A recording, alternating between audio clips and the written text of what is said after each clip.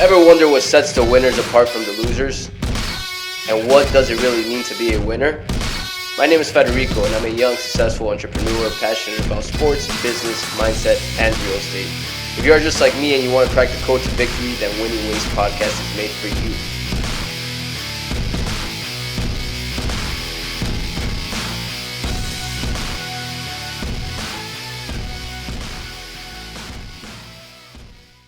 Yo, welcome back to Winning Ways with Fred. My name is Federico and I am your host. Guys, today I have a very special host. You guys are going to learn about the real estate market and how to be an effective agent.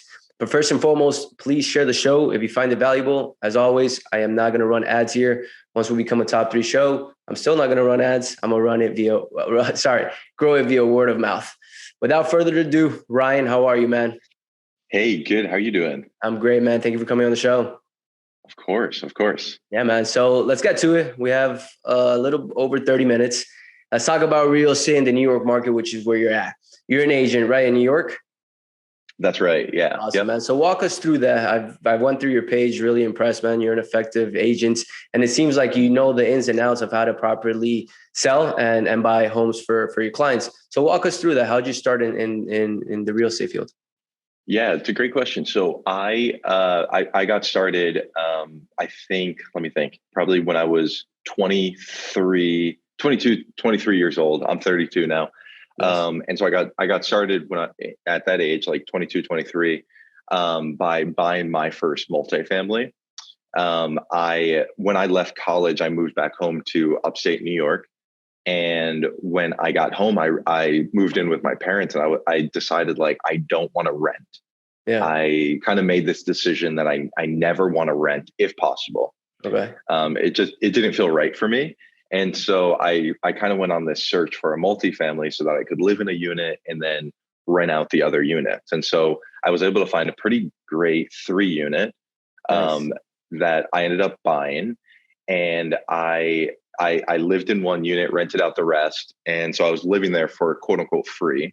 You know, I know some people call it house hacking. Yeah. And so as I did that, I realized I had a lot of fun managing the property. And kind of the next step, kind of like fast forward a little bit, but the next step of what I did is I started to host on Airbnb my unit, like my own. Okay. And so I used to move out on the weekends, and I would go to my parents' house, and I would make more money from renting out my unit. Smart. Like on weekends or, whatever it was. Yeah. And so my little claim to fame that I tell people is I was one of the first people in my area to do Airbnb. And so I started to gain a lot of traction through that. And so once I had the Airbnb, I started to see really good money starting to come in. And I thought, okay, I need to buy another property. And so I saved up enough cash, and I was able to buy another one. And once I bought that second one, I realized I had an agent help me with both of these. And when I bought the second one, I realized this was a lot of fun. This process was a lot of fun. And I felt like I could do it really well. And I wanted to help somebody else do that. Yeah. And so I think it was, I've now had my license for going on 3 years. And so I just decided let me just try this out. I don't know. In my mind, I was like, I don't know if it's going to work. I don't know. Yeah. What it's going to be like. I don't know if I'll make any money. But I decided to get my license, and it was really slow at first, but it always is. Yeah, for sure. So anyways, that's kind of I know I just talked a lot, but that's kind of my journey of how I got my license and why I got my license, and kind of where I've been through the years. Yeah, no, it's an interesting story. And you said you bought your first multifamily. So that's something I want to touch on, right? Because most people make a huge story as to why they can't get their first property. And it's a lot tougher than buying stocks and crypto, that's for sure. But It's a little bit of work, a little bit of extra work, but it's not impossible, right? So walk us through the steps. When did you decide, okay, it's time for me to buy that multifamily? And did you borrow money? Did you have the cash? Did you use private money? How did you do that deal? Yeah, so I ended up using a FHA loan. So essentially, a lot of people probably know what they're about, but essentially what it is you can put 3.5% down. And I mean, you can buy a house for a few $1,000s essentially. I think I think at the closing table, I had to bring, I think it was like $7,000 to the closing table. And, at the end of the day, I just got this I got a 3 unit. Yeah. And so I was able, it's $7,000 for some people. It's a lot. For some, it's like absolutely nothing. And Yeah. so I was always a really, really good saver. And so obviously I had that $7,000 saved up. But that's kind of the way that I financed it. Yeah. Um, It's very smart just too. It's very smart too, because that's the way you should start in real estate, house hacking, right? If you don't know anything about it, right? for House sure. hacking is the way to go, because you basically live for free, you're building equity. And when the Yeah. time comes, you can move out and rent that one unit and start cash flowing positively, right? And no, it's definitely a great way to get into real estate. Yeah. One thing that I want to point out, which is very smart, right? Because at first it's a grind. You mentioned that some weekends you went to your parents and Airbnb your unit to make extra cash, which I assume helped you buy that second property. Yeah, for sure. I mean, it's not like I was making like six figures through Yeah. through Airbnb, but Yeah. I was making like substantial money to help me with that next property. For sure. So it's like not only was I living for free, quote unquote, but also I was then bringing extra money in aside from the rental money. Mm-hmm. Yeah, so I mean, it really like it was just getting that first property, like, and I think that's the toughest part for a lot of people is Yeah. just getting that first one. But once you get the first, it's like, oh, I can get another, and it kind of like just snowballs. I Becomes think. a game. And Yeah, most, for sure. at least for most of us, if you're like me, you kind of get hooked. You kind of look forward to get that second, third, fourth, and you want to buy more and more. That's great, Yeah, man. One thing too that I find interesting, right, is you build up the cash, you bought a second one, and then you decided to say, all right, I'm gonna try to be a realtor, which I think is great, right? Because most people that ask me questions about, hey man, like how do I get started into real estate? One big pointer that I always tell them is to find a realtor that actually invests their money and has yeah. rental properties, right? Because they have skin in the game and they know what to look for you, right? So that's huge. Walk us through that. Has that been very beneficial for you with your clients, knowing that you have properties yourself? Yeah, that's a great question. I have found that I have a lot of younger people who see. I feel like house hacking is like everyone's talking about it. It's like this Yeah. trending thing, Mm-hmm. and so I've kind of capitalized on it. I will post a lot about my personal journey in house hacking, Mm-hmm. and so I have had a lot of young people really interested in it, and I've got a lot of clients through. Like my story of house hacking. Okay. Um, and so anyways, that's kind of it's been really helpful to Yeah. to have my own real estate. And because when I walk through a property, I can talk out of like, oh, I'm also a property owner myself. It's like, I Yeah. know the things to look for. Like I'm not just talking out of Exactly. my butt. Exactly.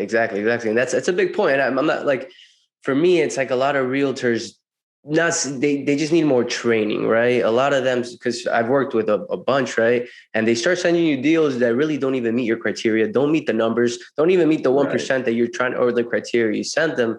And it Yeah. begs the question is like, hey, like, should realtors have skin in the game too to work with investors? That's the best way to go about it, in my opinion. But that's good to know. Yeah. I think social media is a great way to grow your brand and your business Yeah, for nowadays, sure. especially for agents. Has that, like, other than house hacking, has your social media presented you a lot of opportunities? Because your posts are great. Oh, thank you. Yeah. Yeah, my wife kind of makes fun of me Uh, because she tells me that I pretend that I'm a graphic designer. And so what I mean is like I really get into like making sure the post looks good. It they all look has great, like man. a similar feel, a similar Yeah. look. And so I have actually like strictly through social media, I've met people, I've showed them properties, and I've closed like multiple deals strictly through social media. And like I'm blown away that, that's like the day that we live in. I think it's so Yeah. cool. So yeah, social media has like made me some good money in the That last 2 opportunity, years. man. That opportunity that our parents didn't have. That's right. The Yeah. internet, man, Yeah. it's huge, right? Because look at us Yeah. now. We're talking, we're connecting online through a podcast, or we're doing business Sure. online, making money online all through our homes. And back in the day, That's they right. had to get up, go work, do something. So it's an opportunity that can't take for granted, right?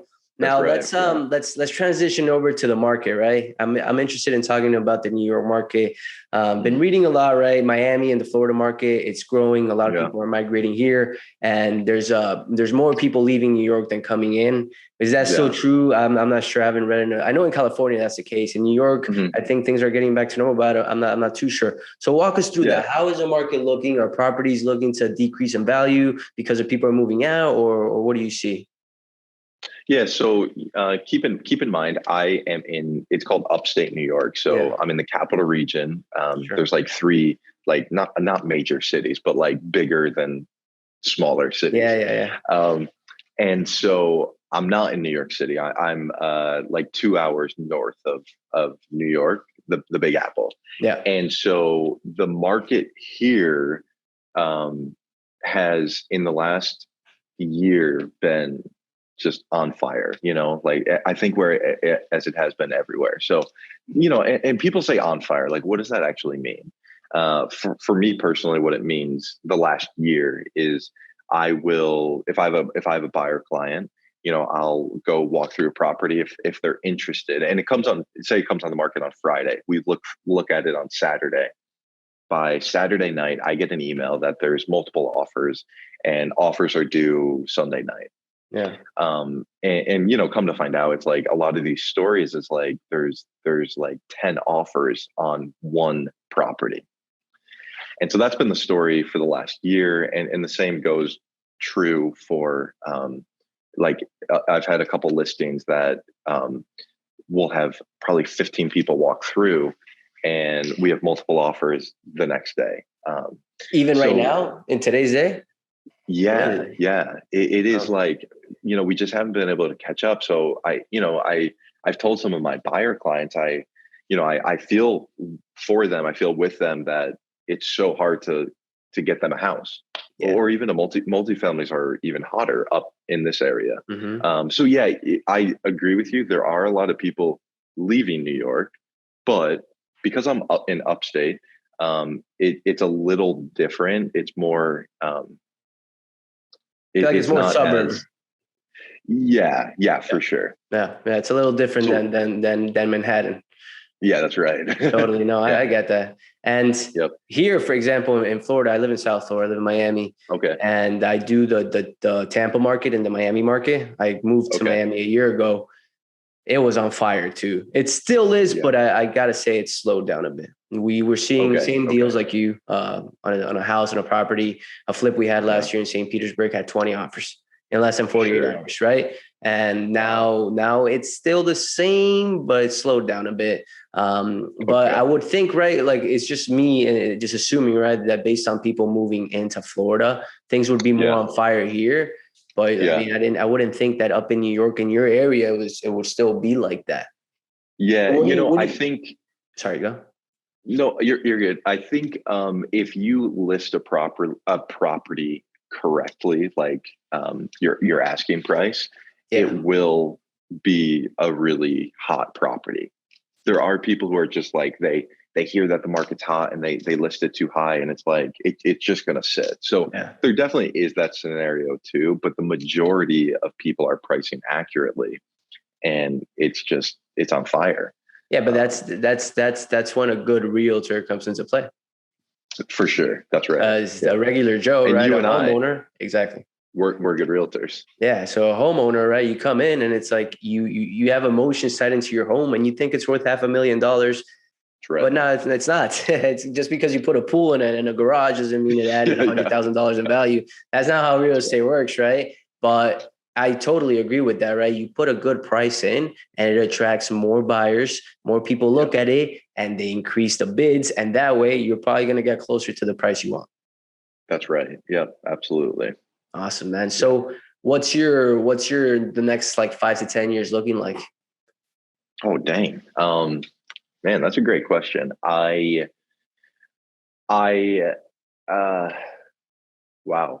I Put you on the spot. want, I know. I'm like looking up in the sky, like, will the sky tell me Tell the me the answer? answer. Yeah. What's funny? I actually recently was listening to a podcast. It's actually a dad podcast. So Okay. yeah.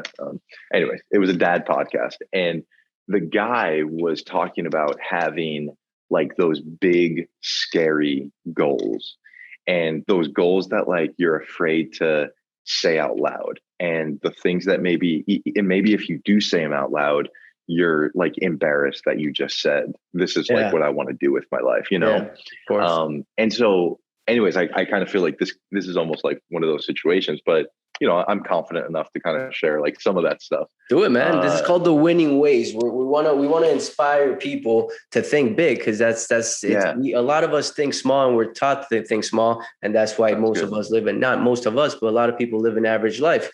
If we're taught Yeah, to think big and reach for the yeah, stars, right? We might not reach it, but if we reach 50% of the way, it's a lot better than thinking small. that's good. That's really good. Yeah. So some of the things that like within the next 5 to 10 years, what I hope to do is own larger properties. Like right now, I own a couple. They're just 2 and 3 families. Yeah. And so within the next 5 to 10 years, I really hope to own like larger properties that, it's a pain when your properties are all over the place. It's For like, I sure. just want everything in the same building. I want one Commercial. roof. Yes, exactly. And I don't want like necessarily like a 100 unit building. That's not where I'm at. But like a 20 unit, something, like in that ballpark Sure. is where I see myself within the next 5 to 10 years. But do you I aspire potentially to have 100 or 1,000 one day if the opportunity presented itself? um I mean, I want to say like, oh, it would be silly to say no, but Yeah.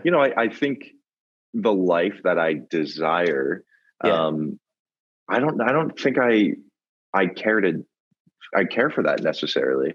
I love Um, that. yeah, I think the life that I aspire is like my wife and I. We always joke around and just say like we love going on vacation, but Yeah. when we're on vacation, we just want to go home. Like we just want the comfort of home. That And paradox, so, man. I feel like we all yeah, have that. right. Yeah. Right. Yeah. So I think the life I aspire to is like having a beautiful space for myself and my family. We have a little over a 1 year old. Nice. And so I Congrats. think the life we aspire, yeah, thank you. We aspire is just like having a really beautiful, comfortable life where we're at. Like we love to travel. We go to Europe, we go to Florida next week, actually. Maybe we Hey, should meet nice, up. man. Got to visit.